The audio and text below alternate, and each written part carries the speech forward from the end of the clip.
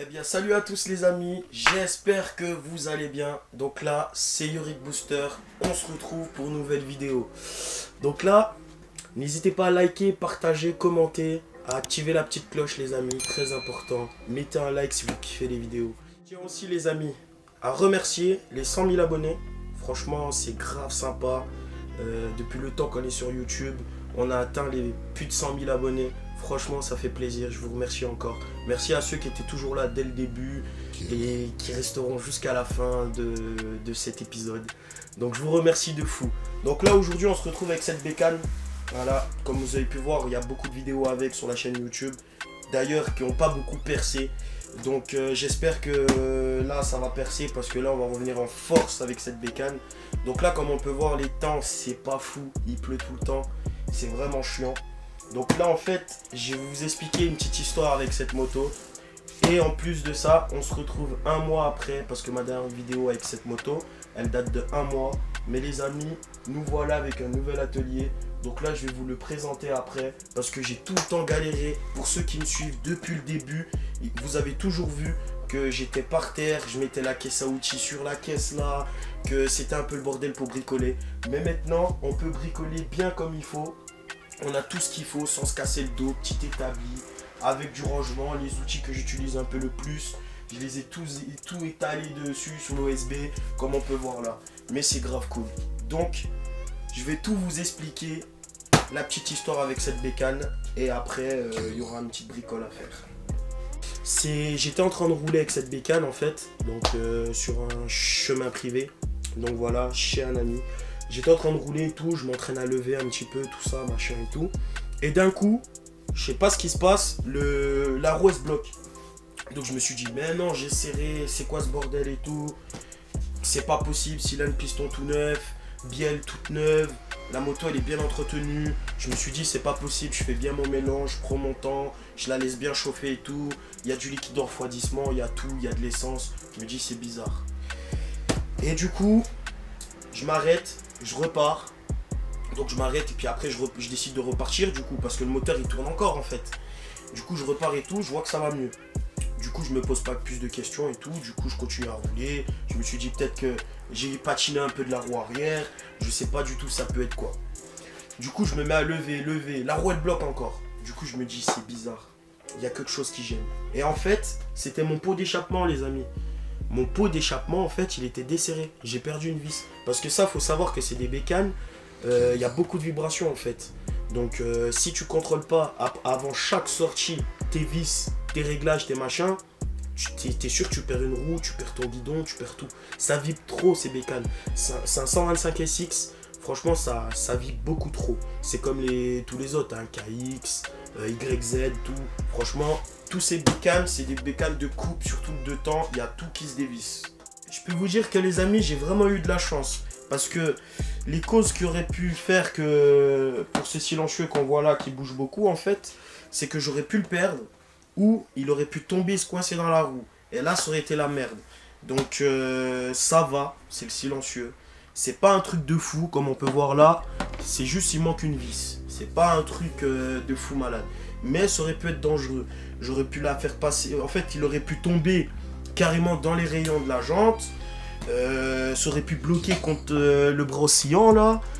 Et puis voilà quoi, après plus de frein. Et j'aurais pu tomber quoi, vous voyez. Donc là, on va regarder pour trouver une petite vis qui va aller là-dessus. Et puis je vais vous montrer un peu l'atelier les amis. Je vais vous montrer l'atelier parce que je suis grave content de cet atelier. Parce que là, je suis grave content. Et dire que j'ai fait tout seul les amis. Et vraiment tout seul. Du coup c'est pour ça que j'ai pas fait de vidéo pendant un mois. Parce qu'en fait j'étais là-dessus, le travail, la maison, tout ça. Du coup c'était un peu compliqué. Mais là en tout cas on se retrouve de nouveau. Et on va faire plein de vidéos parce que là on a un atelier magnifique. En plus de ça, ce qui est bien les amis, c'est que on va pouvoir checker la moto un petit peu. On va pouvoir tout regarder. Je vais pas la faire chauffer parce que justement je dois toucher le silencieux. Sinon ça sert à rien en fait. Je vais me brûler tout ça, prendre des risques pour rien. Et en sachant que la moto elle est très propre, je vais regarder un peu les bases, regarder s'il n'y a rien qui est dévissé, tout ça. On ira faire un peu de terrain aussi dans les prochaines vidéos. On ira faire du terrain, on va faire du cross bitume, on va tout faire les amis. Donc c'est pour ça, il faut activer la petite cloche. Et comme ça, vous recevez toutes les notifications dès que je sors une nouvelle vidéo. Donc voilà. Après, je suis très content de cette bécane. Parce que c'est une bécane qui a du couple. Elle est récente. Elle est de 2013. Elle n'a pas beaucoup roulé. Celui qu'il avait avant, il faisait pas de cross bitume. C'était vraiment que du circuit, du terrain. De temps en temps le week-end. Donc ça, c'est cool. Après, j'ai pas eu le temps de vous expliquer totalement la bécane. En fait, j'ai pas eu le temps de vous expliquer tout ça. Bon, après, il y a ces petites marques sur la bécane. Ses numéros fétiches, tout. Et puis voilà. Mais ça, dans une prochaine vidéo aussi, si je vois que vous êtes chaud, on changera peut-être les carénages. On fera peut-être un beau petit kit déco. Et je voulais faire un truc aussi, c'est repeindre le cadre en orange. Donc ça pourrait être bien. Guidon noir. Comme ça, ça peut être très très très beau. Et puis voilà quoi, la chaîne, je l'ai toujours bien graissée. Franchement, c'est une bécane, je suis très très très content. La selle, elle grippe bien. Voilà, si on veut mettre les pieds sur la selle, il n'y a pas de souci. Et puis voilà, comme on peut voir, la bavette là, elle est neuve. Elle n'a pas été frottée. Parce que les gars, il faut savoir que moi, je levais en 4 temps. Donc avec le 2 temps, je lève. Mais je suis pas encore très habitué à venir frotter la bavette. Et puis vu que cette moto, j'ai pas envie de la casser, je préfère acheter une merde à côté les amis. Donc ça sera un projet aussi dans les prochaines vidéos. Prendre une petite merde à côté, un petit 85 ou un ancien 125 en fait. Et puis le tâter à mort jusqu'à frotter la bavette. Je m'en fous si je la casse. Mais celle-là, il y a un petit truc en fait. Je peux pas me permettre de la casser celle-là. Franchement les amis, il y a vraiment un petit truc. Moi j'aime bien cette moto. Et limite j'ai envie de l'afficher dans ma chambre et pas la bouger.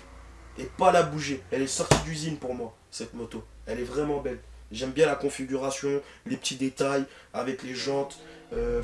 J'aime tout les amis, j'aime tout. J'aime vraiment tout. Cette moto, elle me plaît de fou.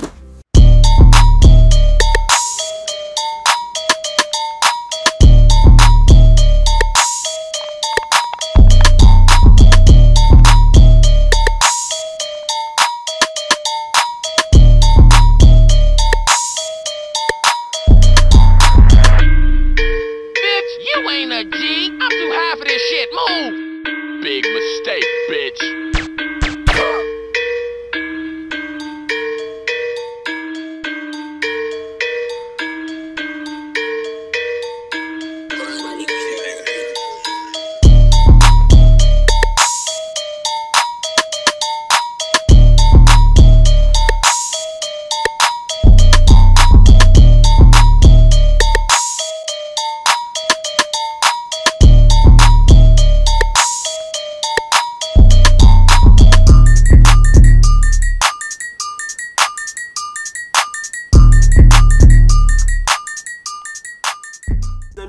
Du coup l'atelier il est pas totalement fini, il y a encore beaucoup de trucs à voir.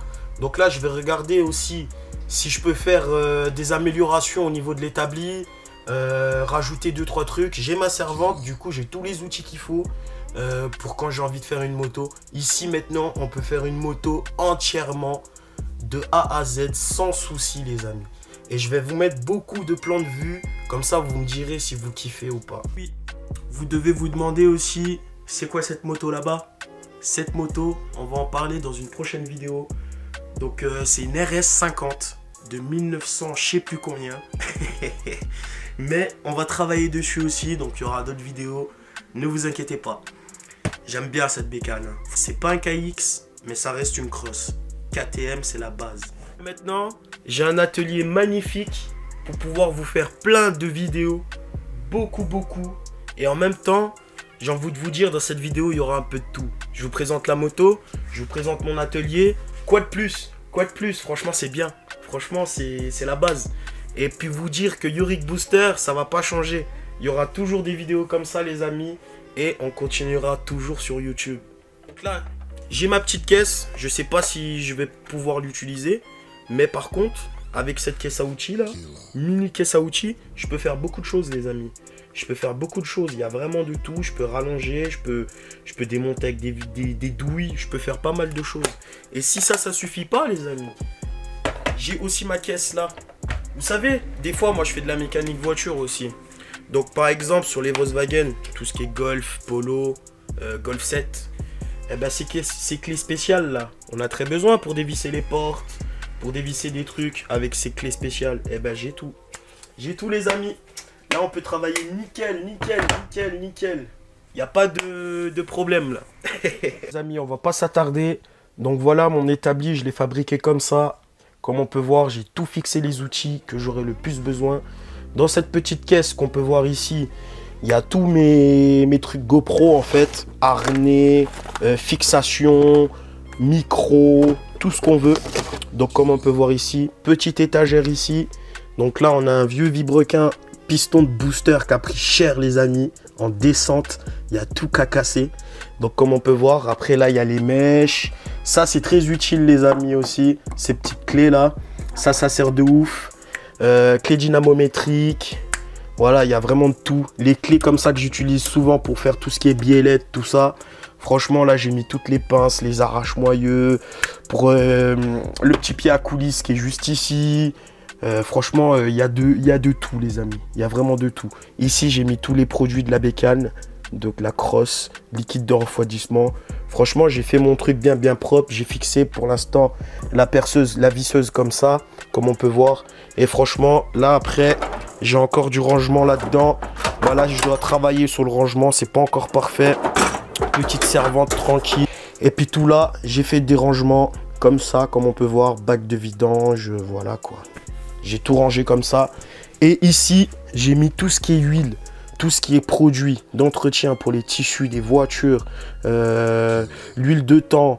Il y a de tout, batterie, il y a même des cylindres, pistons qui traînent par là-bas pour faire les purges de Komodo. Franchement, j'ai tout, ma caisse à outils, mon cri. Là, on peut bien travailler avec cette magnifique LED comme on peut voir là. Donc voilà les gars, on va pas s'attarder. Donc là, j'ai trouvé des vis qui vont pouvoir servir à fixer l'échappement de la bécane. Donc, j'ai pris des rondelles aussi au cas où. De toute façon, je pense qu'au niveau rondelle, ça ira pas. Parce qu'il faudra en mettre deux, parce que sinon la vis comme on peut voir elle va passer à travers. Du coup comme on peut voir, parce que j'ai pas les bonnes vis, j'en ai une qui est plus longue et une qui est plus courte, donc il va falloir voir laquelle qui pourra aller le mieux. Mais moi je pense celle qui ira le mieux c'est celle-là, c'est la toute petite. Provisoirement, le temps de commander la bonne visserie qui va à l'échappement. Donc voilà, donc je vais vous montrer un petit peu. Donc on a la bécane qui est là. Donc en fait mon but ça serait de refixer l'échappement comme on peut voir qui bouge. Parce qu'en fait il y a juste le truc ici là pour pouvoir visser. Mais en même temps vu qu'il a frotté contre la roue et puis ça m'a un peu bloqué la roue.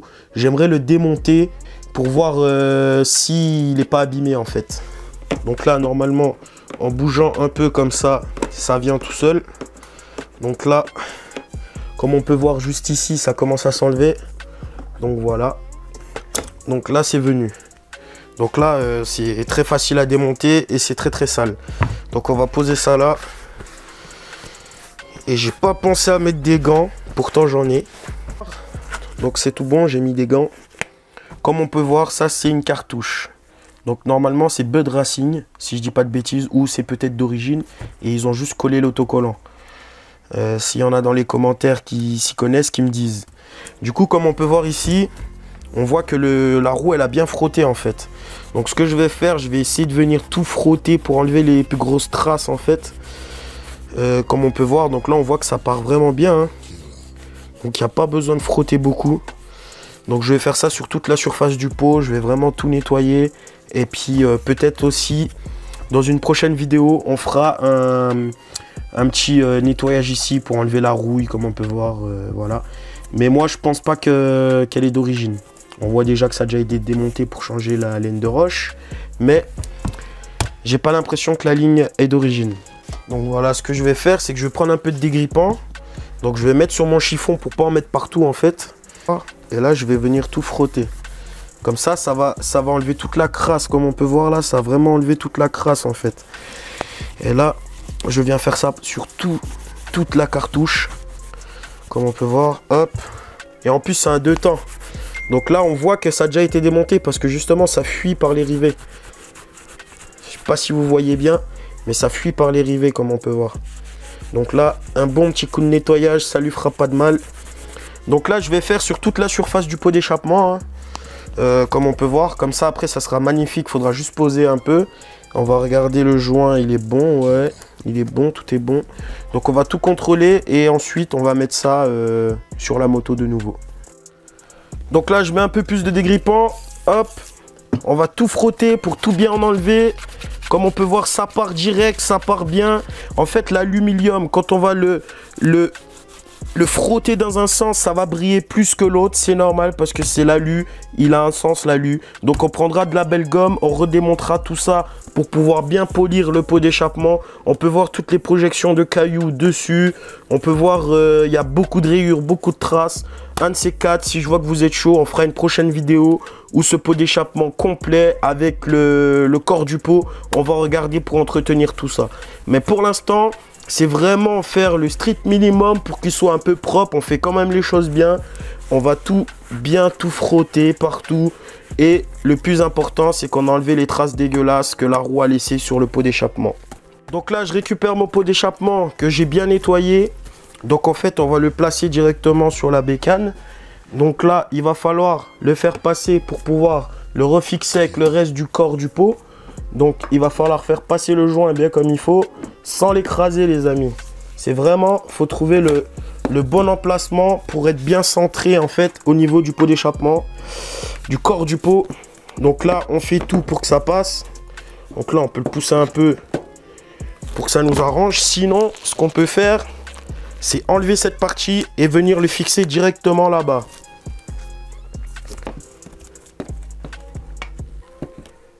Donc là on est presque, comme on peut voir, là c'est rentré sans difficulté.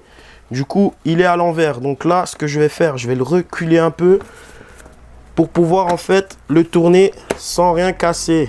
Voilà les amis, et là je vais finir de le pousser au fond, bien le centrer où il va. Donc là comme on peut voir il est trop rentré, voilà. Donc là il est bien en face du trou qui se trouve juste ici. Là il est bien mis, le corps de pot ça n'a pas bougé. Donc là je vais chercher ma vis pour pouvoir visser. Alors comme j'ai dit, on allait prendre cette petite vis avec une petite rondelle plus une grande rondelle pour pouvoir tenir tout ça. Donc là je vais prendre une clé Allen, donc c'est du 5, clé Allen de 5 comme on peut voir. Donc je me mets bien centré au niveau du trou. Là on doit être bien dans l'axe, voilà. Là je vais faire passer ma rondelle comme ça sans tout faire tomber. Ah bah voilà, j'ai tout fait tomber. En fait c'est galère un peu à passer dans le trou là, ou même passer derrière, c'est beaucoup trop chiant. Donc là je recommence. Cette fois-ci c'est que je vais mettre ma main derrière comme ça, voilà. Ça abîme pas le carénage. Je vais tenir ma vis comme ça, mettre en place mon pot d'échappement, voilà. Et là je vais venir serrer. Donc ça c'est provisoire les amis, c'est juste en attendant de recevoir la bonne visserie. Et ça sur les KTM c'est vraiment la merde à serrer, il faut être bien en face. Donc là comme on peut voir, ça va beaucoup mieux. Moi je vous conseille de le resserrer avec la Loctite, mais là j'en ai pas. J'en achèterai quand j'aurai acheté la vis spéciale qui va là. Donc là on serre bien, pas trop pour pas casser ou pas foirer le pas de vis. Comme on peut voir ça bouge pas. Là on peut partir faire une session de moto tranquille les amis. Donc voilà les amis, là ce que je vais faire, je vais ouvrir l'essence, tac, et je vais regarder si ça démarre du premier coup. Donc là, on va mettre le petit starter.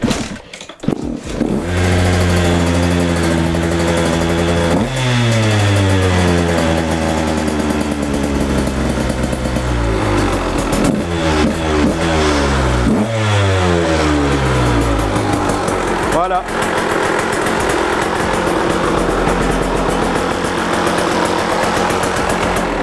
Donc là je vais la couper parce que sinon on va en fumer le garage les amis.